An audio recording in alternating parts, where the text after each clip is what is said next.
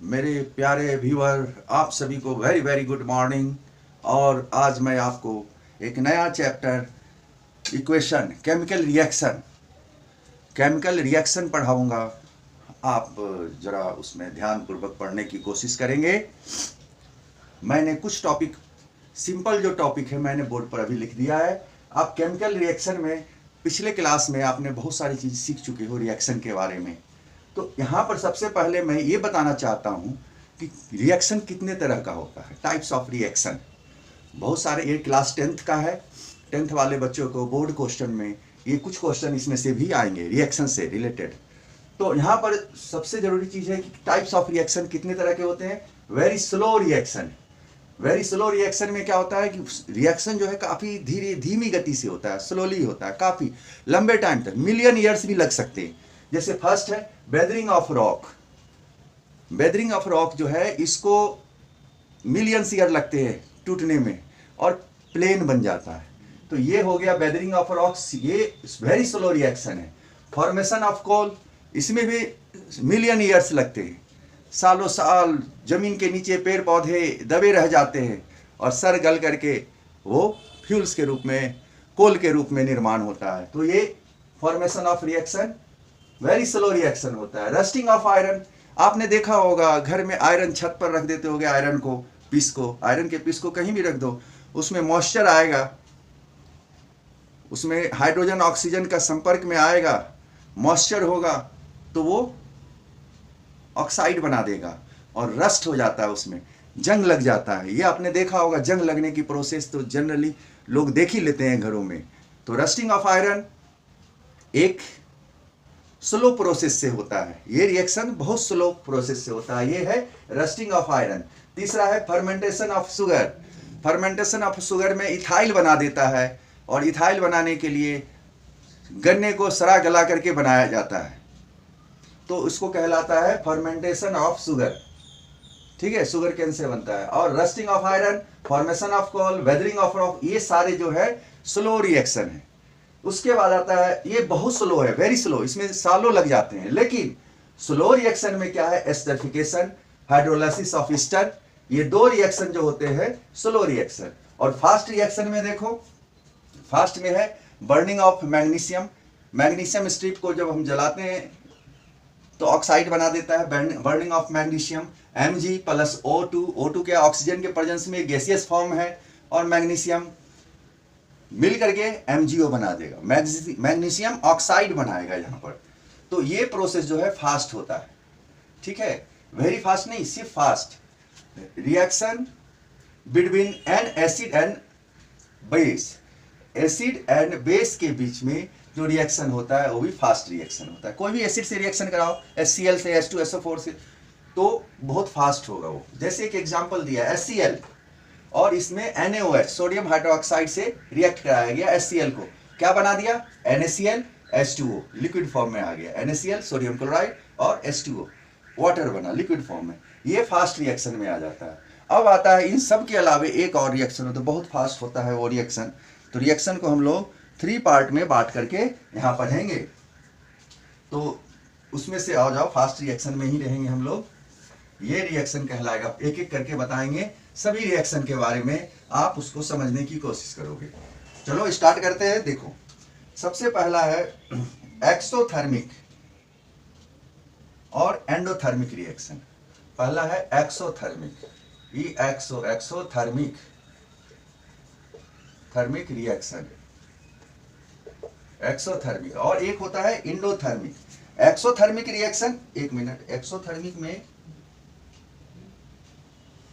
इस exothermic reaction में आप ध्यान रखना, यहां पर हीट का होना बहुत जरूरी है। हीट, एक्सोथर्मिक रिएक्शन में हीट का होना जरूरी है। नाम से भी थर्मिक रिएक्शन, एक्सोथर्मिक, हीट याद रखना। एक्सोथर्मिक में हीट इवॉल्व होता है। हीट क्या होता है, इवॉल्व होता है। एक्सोथर्मिक में क्या होता है, हीट इवॉल्व होता है एक्सोथर्मिक रिएक्शन में। इसका एक एग्जांपल है, आप कर लो उसको, अच्छा होगा। Burning of coal exothermic reaction है। बर्निंग ऑफ कोल एक एक्सोथर्मिक रिएक्शन है, क्योंकि यहां पर कोयले की जलना, कोल का जलना, बर्निंग होना, इसमें हीट इवॉल्व है, इसीलिए ये एक्सोथर्मिक रिएक्शन कहलाएगा। इसका देखो एक एग्जाम्पल के तरह मैं बता रहा हूँ, उसको ध्यान से सुनना। एग्जाम्पल में एक्सोथर्मिक में आप लिखोगे सी, कार्बन, सी, ये कार्बन क्या है, सॉलिड फॉर्म में होगा, और ऑक्सीजन गैसियस फॉर्म में होगा, ये गैस होगा, और ये बना देगा CO2, ये गैस बनेगा। CO2 क्या है, गैस है, और प्लस हीट होगा, ये कहलाएगा एक्सोथर्मिक रिएक्शन।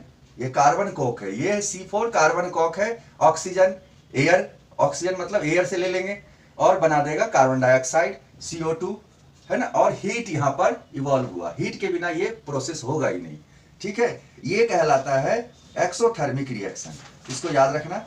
एक्सोथर्मिक में और भी बहुत सारे आते हैं। अब हम लोग सेकेंड बताएंगे endothermic. Endothermic thermic reaction. Endothermic reaction क्या होता है, एंडोथर्मिक, है ना, एंडोथर्मिक THERMIC,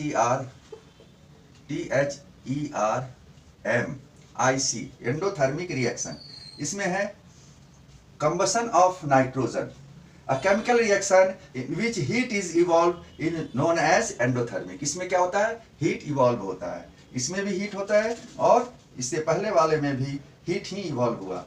तो इसमें क्या होगा, इस रिएक्शन में, केमिकल रिएक्शन में हीट इज एब्जॉर्ब, यहां पर क्या होगा, हीट एब्जॉर्ब होगा, ABSORB, है ना, ED, हीट क्या यहां होगा, एब्जॉर्ब होगा। हीट जब एब्जॉर्ब होगा तो ये एंडोथर्मिक कहलाएगा। यहाँ हीट इवॉल्व होगा या हीट एब्जॉर्ब होगा, तो ये क्या कहलाएगा, एंडोथर्मिक।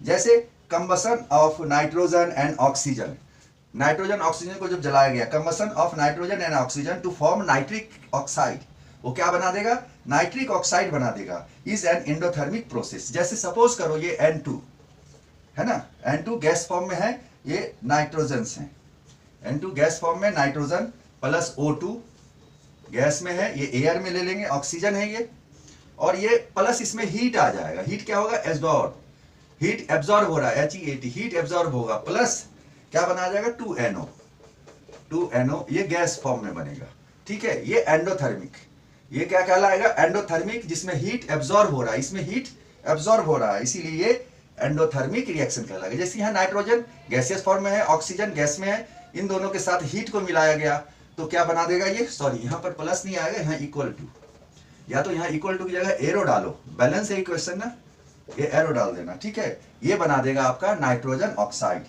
नाइट्रिक ऑक्साइड इसको कहते हैं। इसको क्या कहते हैं, NO को नाइट्रिक ऑक्साइड, नाइट्रिक ऑक्साइड, ठीक है। ये नाइट्रिक ऑक्साइड बनाएगा, यानी नाइट्रोजन ऑक्सीजन से गैस दोनों है, में हीट यहाँ एब्जॉर्ब होगा और नाइट्रिक ऑक्साइड बना देगा। उसके बाद आता है फोटोकेमिकल रिएक्शन, तीसरा होता है photochemical, photochemical reaction. Photochemical reaction में क्या होता है, ये चीज ध्यान देना। फोटोकेमिकल रिएक्शन में आपको फोटोसिंथेसिस की जो प्रोसेस है ना, वही होता है। फोटोकेमिकल रिएक्शन में फोटोसिंथेसिस के बारे में ही लिखना है, आप इसको ऐसे भी इक्वेशन के रूप में लिख लोगे। फोटोकेमिकल रिएक्शन में क्या होगा, फोटोसिंथेसिस, है ना। फोटोसिंथेसिस एक एग्जांपल है, क्योंकि यहाँ पर प्रेजेंस ऑफ लाइट होना चाहिए। A chemical reaction which take place in the presence of light is called photochemical reaction। ये कहलाता है जहां पर लाइट का प्रेजेंट होना, है ना, इसमें क्या होता है, लाइट प्रेजेंट रहेगा तो फोटोकेमिकल रिएक्शन कहलाएगा। अब यहाँ पर देखो 6CO2 फोटो